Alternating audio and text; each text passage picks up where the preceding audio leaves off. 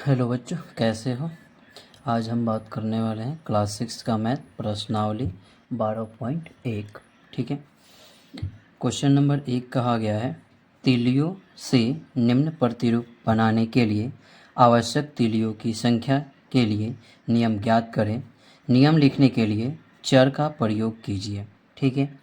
तो चर क्या होता है? तो चर आपका जिसका मान बदलता है उसे हम चर कहते हैं, और जिसका मान नहीं बदलता है उसे हम क्या कहते हैं? अचर कहते हैं। ठीक है। तो चर का मतलब हो गया कि ABCD XYZ ये सब का मान बदलता है, और संख्या की बात किया जाए नंबर की तो उसका मान नहीं बदलता है। ठीक है। एक नंबर की ए में बात किया जाए तो पहला क्वेश्चन कहा गया है ए नंबर कि अक्षर यू का इस रूप में तीलियों का प्रतिरूप क्या होगा। ठीक है। मतलब कह रहा है कि यू रूप को लिखने के लिए कितने तीलियों की आवश्यकता पड़ेगी। ठीक है। तो मान लीजिए यहाँ पे ये देख लीजिए कि अगर हमें यू लिखना है तो एक तीली हमें यहाँ इस्तेमाल करना होगा, दूसरा तीली हमें यहाँ इस्तेमाल करना होगा, और तीसरा तीली हमें यहाँ इस्तेमाल करना होगा। ठीक है। तो यहाँ पर देखा जाए तो कितने तीली पड़ रहे हैं? तो 3 तीलियों की आवश्यकता पड़ रही है। ठीक है। यू बनाने के लिए, और उसमें ये भी कह रहा है नियम लिखने के लिए चर का प्रयोग कीजिए। ठीक है। तो हम क्या करेंगे? प्रतिरूप यू बनाने के लिए आवश्यक तीलियों की संख्या क्या लिख देंगे? यहाँ पे 3 लिख देंगे, और नियम लिखने के लिए चर का प्रयोग करने के लिए कह रहा है तो हम यहाँ पे n लगा देते हैं। n किस लिए लगाते हैं कि n मान लीजिए कि यहाँ पे हमारा एक यू है। ठीक है। मान लीजिए अगर हमारा 2 यू बनाना होगा, ठीक है, तो 2 यू बनाना होगा तो 3 × 2 लिख देंगे। ठीक है। तो यानी कि 6 तीलिया हो जाएगा, होगा कि नहीं होगा? ठीक है। तो ये जो हम n लिख रहे हैं यहाँ पे ना, तो वो नंबर ऑफ यू की संख्या है, नंबर ऑफ यू की संख्या है। ठीक है। तो इसीलिए हम यहाँ पे कितना लिखेंगे? 3n लिखेंगे। अब बात करेंगे बी, अक्षर जेड का ये रूप में तीलियों की प्रतिरूप क्या होगा। ठीक है। तो यहाँ पे लिखेंगे प्रतिरूप जेड बनाने के लिए आवश्यक तीलियों की संख्या बराबर, देख लीजिए 1 2 3, यहाँ पे 3 तीलियों की आवश्यकता पड़ेगी। ठीक है। सी नंबर में बात की जाए अक्षर बी का इस रूप में तीलियों की प्रतिरूप कितना होगा। ठीक है। तो आंसर लिखेंगे प्रतिरूप बी बनाने के लिए आवश्यक तीलियों की संख्या होगी हमारी 1 2 3 4 5। ठीक है। तो यहाँ पे हमने 5n लिख देना है। अक्षर एस का इस रूप तीलियों से प्रतिरूप की बात किया जाए तो आंसर में होगा प्रतिरूप एस बनाने के लिए आवश्यक तीलियों की संख्या जो होगी 1 2 3 4 5। ठीक है। तो यहाँ पे भी कितना हो जाएगा? 5n हो जाएगा। ठीक है। आगे बात करते हैं ई नंबर अक्षर ए का ये के रूप में तीलियों की प्रतिरूप क्या होगा। तो यहाँ पे हम ये लिखेंगे प्रतिरूप ए बनाने के लिए आवश्यक तीलियों की संख्या, यानी कि 1 2 3 4 5 और 1 6। तो यहाँ पे हम कितना लिख देंगे? 6n लिख देंगे। ठीक है। इसके बाद 2 नंबर क्वेश्चन देखा जाए तो लिखा गया है गणतंत्र दिवस पे बच्चे सामूहिक ड्रिल का प्रदर्शन कर रहे हैं। एक पंक्ति में 10 बच्चे हैं। यदि पंक्तियों की संख्या ज्ञात हो तो बच्चों की संख्या प्राप्त करने के लिए क्या नियम है। ठीक है। और यहाँ पे ये लिखा गया है पंक्तियों की संख्या के लिए चर ए का प्रयोग कीजिए। ठीक है। तो अब यहाँ पे हम देखें तो हल सॉल्यूशन देखें इसका, तो सबसे पहले हम ये लिख लेंगे कि एक पंक्ति में बच्चों की संख्या। ठीक है। तो एक पंक्ति में बच्चों की संख्या कितनी है? आपका 10 है। ठीक है। अब बात किया जाए यहाँ पे पंक्तियों की संख्या। ठीक है। तो यहाँ पे देखिए लिखा गया है पंक्तियों की संख्या के लिए चर ए का प्रयोग करेंगे। ठीक है। तो हम यहाँ पे क्या लिख देंगे? ए लिखेंगे। अब यहाँ पे कह रहा है कि कुल बच्चों की संख्या बताइए। ठीक है। तो कुल बच्चों की संख्या बताने के लिए यहाँ पे लिखेंगे 10 × ए बराबर कितना? 10a। ठीक है। अब बात किया जाए 3 नंबर में, 3 नंबर क्वेश्चन में बात किया जाए तो एक टोकरी में 60 केले हैं। आप टोकरियों की संख्या के पदों में केले की कुल संख्या को किस प्रकार लिखेंगे। तो यहाँ पे ये भी लिखा गया है टोकरी के लिए बी का प्रयोग करें। तो हम यहाँ पे लिख लेंगे एक टोकरी में केलों की संख्या। तो एक टोकरी में केलों की संख्या कितनी है? 60 है। ठीक है। टुकड़ियों की संख्या की बात किया जाए तो टुकड़ियों की संख्या के जगह पे हम क्या लिख देंगे, बी लिखेंगे, ठीक है। तो हम यहाँ पे बी का इस्तेमाल करेंगे। तो केलों की संख्या बराबर कितना हो जाएगा, तो केलों की संख्या बराबर 60 गुने बी बराबर कितना हो जाएगा, 60 बी हो जाएगा, ठीक है। तो इसी प्रकार से हम इसका सॉल्यूशन करेंगे, ठीक है। चलते हैं क्वेश्चन नंबर 4 की तरफ। क्वेश्चन नंबर 4 की बात किया जाए तो क्वेश्चन नंबर 4 कहता है कि रानी अपनी कक्षा के प्रत्येक विद्यार्थियों को जन्म देने की उपलक्ष्य पर दो दो टॉफियाँ बांटती है। विद्यार्थियों की संख्या ज्ञात होने पर क्या आप कुल टॉफियों की संख्या के लिए सूत्र बता सकते हैं। तो यहाँ पे ये लिखा गया है विद्यार्थियों की संख्या के लिए m का प्रयोग कीजिए, ठीक है। तो यहाँ पे हम सॉल्यूशन में लिखेंगे कि एक विद्यार्थियों की दी गई टॉफियों की संख्या की बात किया जाए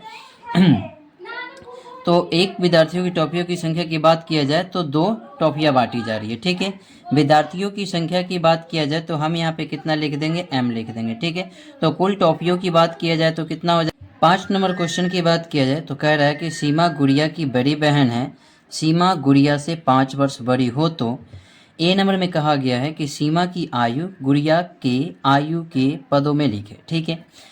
तो सीमा की आयु गुड़िया के आयु के पदों में लिखे और यहाँ पे कह रहा है सीमा गुड़िया की बड़ी बहन है, सीमा जो है गुड़िया से 5 वर्ष बड़ी है, ठीक है।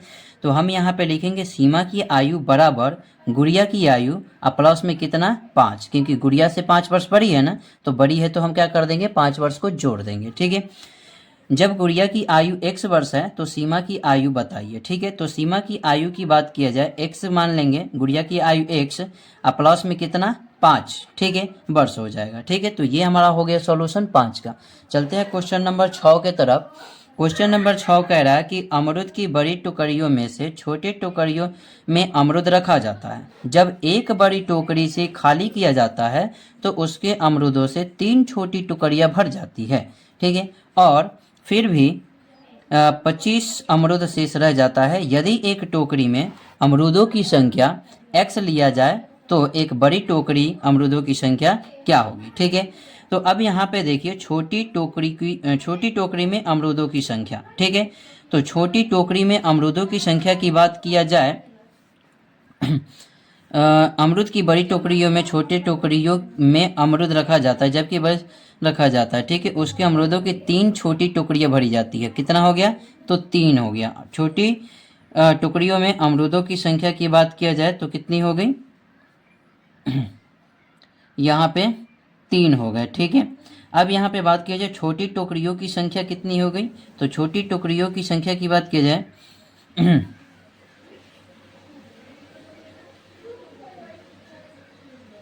छोटी टोकरियों की 3 टोकरियाँ भरी जाती है, ठीक है। यहाँ पे देखिए ये है कि छोटी टोकरियों में अमरूदों की संख्या की बात किया जाए तो अमरूदों की संख्या यहाँ पे कितना माना गया, x माना गया, ठीक है। अब छोटी टोकरियों की संख्या कितनी है, 3 है, ठीक है, और शेष बचे अमरूदों की संख्या कितनी है, 25 है, ठीक है। तो बड़ी टोकरी में अमरूद की संख्या कितनी हो जाएगी, ठीक है। तो हम यहाँ पे ये लिखेंगे कि 3 गुना x प्लस कितना 25, ठीक है, क्योंकि शेष है तो ये 3x प्लस कितना हो जाएगा 25 हो जाएगा, ठीक है। तो ये हमारा सॉल्यूशन हो गया 6 नंबर का। चलते हैं अगला क्वेश्चन नंबर 7 की तरफ। तो क्वेश्चन नंबर 7 की बात किया जाए तो यहाँ पे देख लेते हैं पहले बुक से। क्वेश्चन नंबर 7 की बात किया जाए तो कह रहा है कि तिलियों से बने हुए वर्ग के नीचे दिए हुए प्रतिरूप को देखिए, ठीक है। ये तिलियों से प्रतिरूप बना हुआ है, वर्ग जो है अलग अलग नहीं है, ठीक है। 2 संलग्न वर्गों में एक तिली उभयनिष्ठ है, यानी कि 2 वर्ग में एक जो तिली है ये इसमें भी काम आ रहा है, इसमें भी काम आ रहा है, ठीक है। तो इस तिली को हम क्या कहेंगे, उभयनिष्ठ कहेंगे, ठीक है। प्रतिरूप को देखिए और वह नियम ज्ञात कीजिए जो वर्गों की संख्या के पदों में आवश्यक तिलियों की संख्या देता है, ठीक है। तो चलते हैं यहाँ पे सॉल्यूशन में। तो सॉल्यूशन में देखिए ये हमारा एक वर्ग हो गया, तो एक वर्ग बनाने में प्रयुक्त तिलियों की संख्या कितनी होगी, तो देखिए 1 2 3 4, तो यहाँ पे कितने हो गए, नंबर ऑफ 4 तिलियाँ, ठीक है। बी की बात किया जाए तो बी में देखा जाए तो यहाँ पे लिखेंगे कि 2 वर्ग बनाने में प्रयुक्त तिलियों की संख्या बराबर, तो 1 2 3 4, ठीक है। तो 4 इधर हो गया तो 1 2 3, ठीक है। तो 4 3 कितना हो गया, 7 हो गया, ठीक है। 4 3 कितने हो गए, तो 7 हो गए। अब यहाँ पे बात किया जाए तो यहाँ पे 3 वर्ग दिया गया, तो 3 वर्ग बनाने में प्रयुक्त तीलियों की संख्या बराबर कितनी हो जाएगी? तो ये तो पहला वर्ग 4 हो गया, 4 और ये 3 और ये कितना हो गया 3, तो 6 4 कितने हो गए 10 हो गए। ठीक है, यहाँ पे देखा जाए तो 4 वर्ग बनाने में प्रयुक्त तीलियों की संख्या कितनी हो जाएगी? तो पहला का तो 4 हो गया, फिर इसका 3, फिर इसका 3, फिर इसका 3, 1 2 3। ठीक है, तो यहाँ 4 3 7 3 10 और 3 कितने हो गए 13। यहाँ पे 13 तीलियों की संख्या लगानी पड़ेगी। ठीक है, तो अब हम आगे चलते हैं और इसमें ये लिखेंगे हम कि अगर हम प्रत्येक वर्ग में से एक को हटा देंगे तो वे सभी 3 के गुणज हो जाएंगे। ठीक है, 4 में से एक तीली को हटा दे तो 3 हो जाएगा, 7 में से एक तीली को हटा दे तो 6 हो जाएगा, 10 में से एक तीली को हटा दे 9 हो जाएगा, 13 में से एक हटा दे तो कितना हो जाएगा 12 हो जाएगा। ठीक है, होगा कि नहीं होगा? ठीक है, तो अब देखा जाए तो ये कितने का गुणज हो गया?